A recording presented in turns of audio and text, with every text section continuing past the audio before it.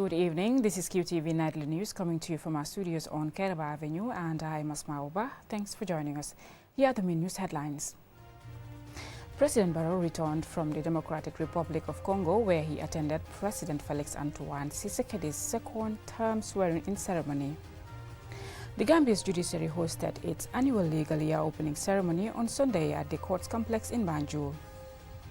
In a celebration of legal excellence, the 12th Call to Bar ceremony for 81 legal practitioners was held on Monday in Banjul. Now, 20 mayors from across the globe commenced a 3-day forum in Banjul on Monday on the theme Caring Territories Against Gender-Based Violence. And in sports news, as the Gambia prepared to face Cameroon on Tuesday in Bouake in a make-or-break tie, the Scorpions coach Tom Senfit expressed readiness to face the 5-time AFCON champions. Now, those and other stories coming up. Do stay tuned.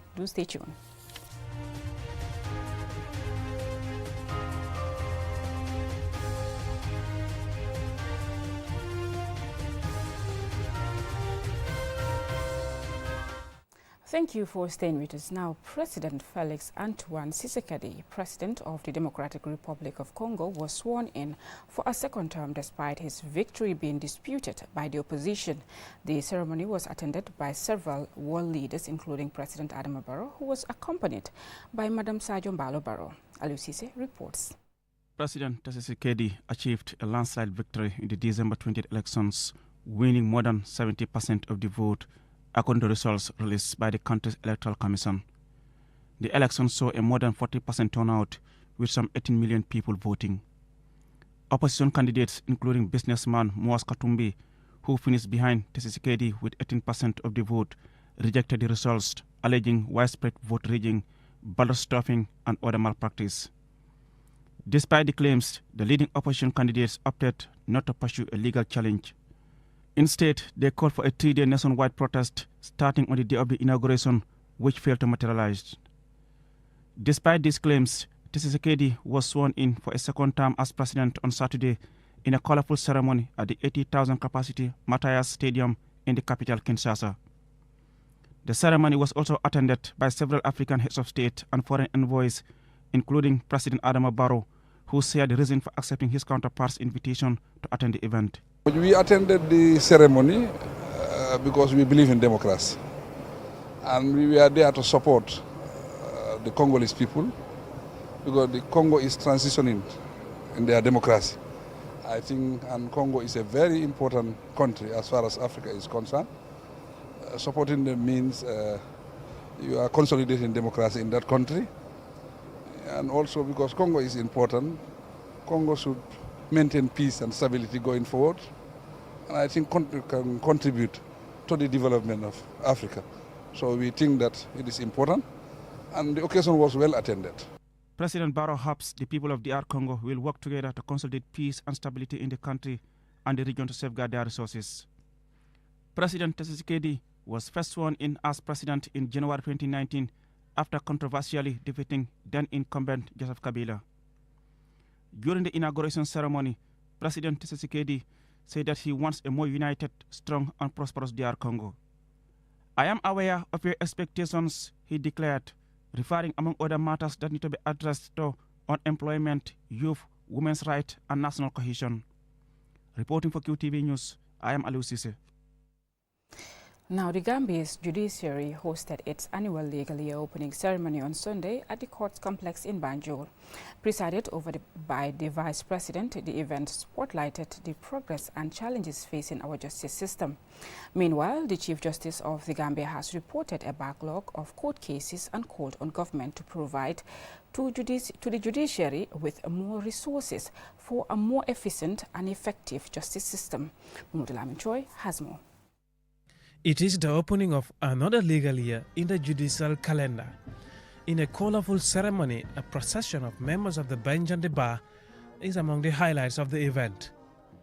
It is a stock-taking moment attended by actors and partners in our justice system. The Chief Justice of the Gambia, Hassan B. Jallow, reviews the caseload facing the courts across the country. In 2023, a further 5,639 cases were filed across all courts in the country, bringing our total caseload in 2023 to 11,449 cases for resolution before the courts. In the course of 2023, a total of 5,273 cases, that is 46% of this workload, was disposed of by the courts hearing and coming to a decision and delivering judgment. While acknowledging government support to the judiciary, the Chief Justice identifies challenges facing our justice system and the urgent need for action. The workload is immense, as you can gather from the statistics I gave you. It's immense, it's too much for the present number of judicial officers. We need more judges and magistrates to manage the workload efficiently. But we lack the courtroom and other space to accommodate and ensure the full operation of all the courts. Additional and well-equipped and furnished courtrooms are thus critical. The newly elected president of the Gambia Bar Association, Nena MC Cham, conveys the Gambia Bar Association's commitment to promoting the freedom and liberty of Gambians and, by extension, the Gambia's transitional justice process. However, we mustn't rest on our laurels. Gone should be the days when citizens are arrested, granted bail, not prosecuted, and yet charges continue to hang over them for long periods of time. There is definitely room for improvement, and this must be acknowledged. By law and legal principles, the three arms of government are separate but equally united by a common desire for national peace, security, and development. A traditional feature of this event sees the executive and the legislature represented at this event. Dauda Ejalo, the Attorney General and Minister of Justice, is the chief legal advisor to the executive.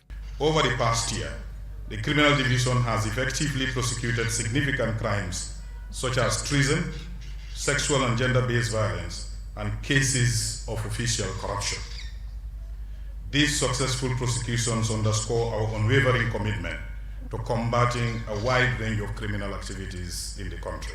The Vice President of the Gambia, Mohamed B.S. Jallow, on behalf of President Adama Barrow, stresses government's commitment to prioritizing the rule of law, good governance, and accountability. As evidence of this, during the 2023 legislative year, the government tabled before the National Assembly various legislations aimed at transforming the legal environment in the Gambia and successfully enacting them into law. The opening of the legal year in appraising our justice system gives a reminder to actors in this sector that investing in the judiciary is a direct investment in expanding access to justice, freedom, and liberty for all. Mahmoud Lamin Choi, QTV News. In a celebration of legal excellence, the 12th Call to Bar ceremony for 81 legal practitioners was held on Monday at the forecourt of the Superior Courts Complex in Banjul. Lolem Kamara tells us more.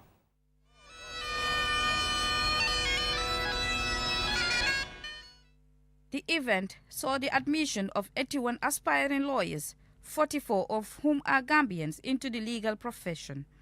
Officials say the moment signifies the significance of competence, integrity, and ethical behavior within the legal community. In his welcome remarks, the Chief Justice of the Gambia, Hassan B. Jallow, reminded the new lawyers of the profession's critical role in ensuring justice and maintaining societal harmony. He urged the newly admitted lawyers to embody these principles throughout their careers. You are obliged, of course, to serve your clients diligently to the best of your professional abilities. But you need to bear in mind always that your duty is to the court to help the court in discovering the truth and in administering justice takes priority over your responsibility to your individual client. The Attorney General and Minister of Justice, Dauda Jallow, while congratulating the aspiring lawyers on this momentous occasion, implored on them to uphold justice, promote fairness, and honor the responsibilities that come with their newfound profession. Strive to be not only proficient lawyers, but also compassionate and principled individuals who contribute positively to the legal community and society at large. In the pursuit of justice, remember that civility and respect are essential attributes. Rugi Tomasi, the Director General of the Gambia Law School, narrates the academic journey of these students. There were almost 421 applicants. We received applications from 71 Gambians, 217 Ghanaians, 19 Cameroonians, 1 Tanzanian, 1 Sierra Leonean, and 1 gentleman from Italy, making the class of 2022-2023 a total of 94 students. Unfortunately, as the journey goes on, 2 Ghanaians withdrew and 1 applicant died from an accident, and 2 others deferred. So we ended up with 90 students. 44 Gambians passed, 28 Ghanaians, 8 Cameroonian, and 1 Tanzanian. The guest speaker, Mrs. Aminata Elangam, with over 40 years of legal experience, is optimistic that this new generation of lawyers will play a significant role in shaping the future of law and making positive contributions and lasting impact on the lives of the people they serve. You should be fearless when making any of your decisions.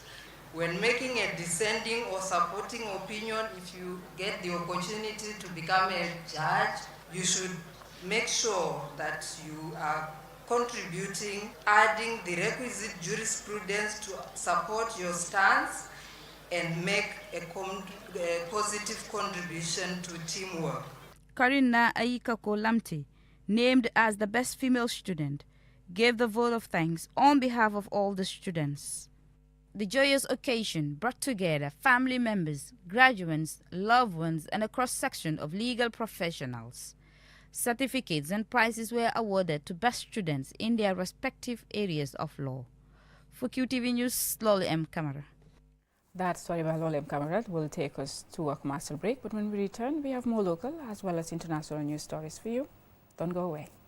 The future is now with QCell's 5G network. Experience speeds like never before with our new 5G Rocket Fixed Internet plan. Get speeds from 10 Mbps to 100 Mbps. Your 5G-enabled device. Walk into QCell headquarters to get one of our 5G routers and experience the true feeling of 5G. Only with QCell. QCell brings you the future. Tech, innovation, incredible speed. The future is now. For more information, call our customer care on 111. QCell, Sunyabus. We innovate, others follow. Terms and conditions apply. Looking for the perfect place to promote your product or place your advert? Look no further than QTV. We are the premier destination for businesses looking to connect with Gambian audiences and beyond. At QTV, we offer a variety of advertising solutions to suit your needs and budget. With our diverse range of programming, you can be sure that your ad will reach a broad and engaged audience. From our popular news broadcast to our exciting music and entertainment programming, QTV has something for everyone. QTV, the premier destination for advertising in the Gambia. Contact us today and let us help you reach your audience.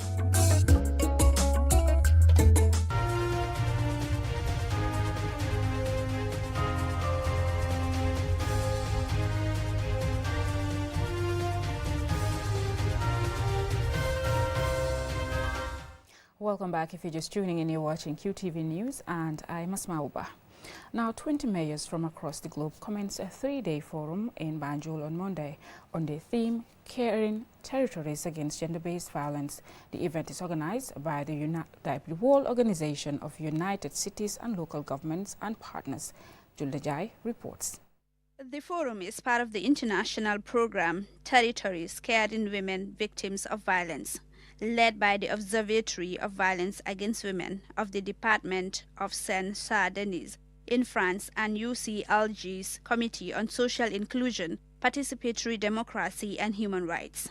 The forum aims to highlight the role of local and regional governments in combating violence against women and promoting exchange, learning and networking to reinforce and promote the implementation of public policies to combat violence against women.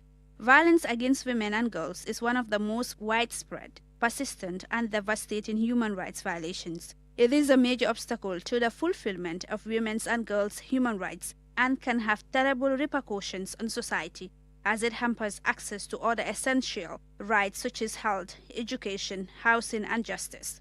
At least 200 million women and girls between the ages of 15 and 49 have undergone female genital mutilation in the 31 countries where the practice is concentrated. Rohi Malik Low, the mayor of Banjul, thanked QCell for supporting the program and expressed appreciation to her counterparts for participating in the event. I want to congratulate every woman. Today is our day. This is history that we have people coming all the way from Europe to say that we are going to Gambia because we believe there is an empowerment, women empowerment in Gambia. We believe that gender-based violence or violence against women are minimizing in Gambia. We believed in the vision of Rafaela. So we are coming to collaborate with them to make sure that we empower the women of the Gambia. Honorable Pascal Labe, the Deputy Departmental Vice President for Gender Equality and in charge of the Departmental Observatory on Violence Against Women of Saint-Denis in France, expressed appreciation for the Mayor of Banjul's efforts to promote and protect women's rights. Honorable Labe says women constitute more than half of the world's population. Therefore, they should be protected by ensuring that they are inspired politically at national and international level. Jean-Charles Allah charged the affairs at the French Diplomatic Office in the Gambia, and Amanda Fleety, coordinator of the Committee on Social Inclusion, Participatory Democracy and Human Rights of United Cities and local governments, expressed the need to end violence against women and girls. Putting an end to this violence must be a political priority for any democratic government. And this is one, speaking for the French government, it is one of the main actions of our diplomacy, I can tell you. I'm honored to stand before you today as we embark on a journey towards building caring territories that protect victims of violence, women. Our collective commitment to this cause reflects the very essence of what local government should represent. A place of hope, of support, and resilience for every member of our communities.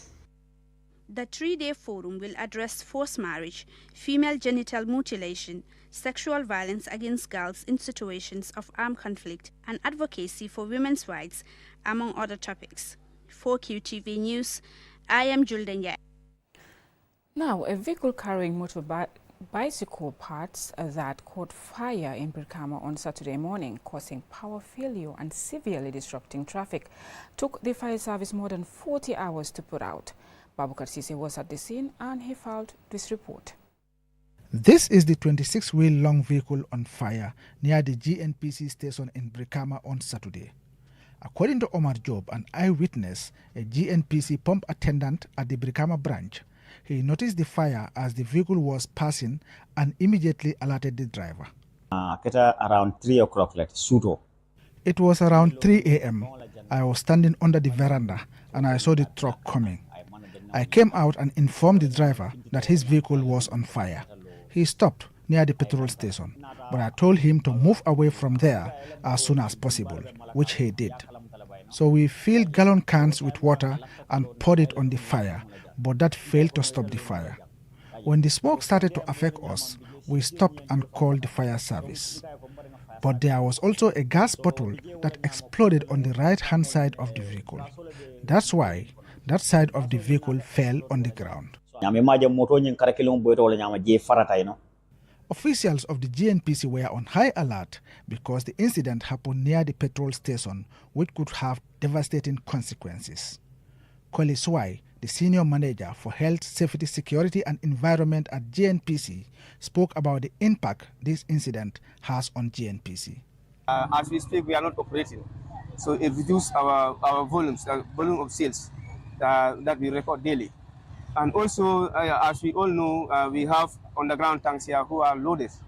And then we also have our tanker trucks which was parked here just before the incident. So it was later on that we called. You know, we all know petrol easily catches fire. So if the measures are not taken, there could have been an explosion. So there could be loss of life, loss of property, etc. And also, Other risks that we face here is people just come to the station and park their vehicles on authorized parking.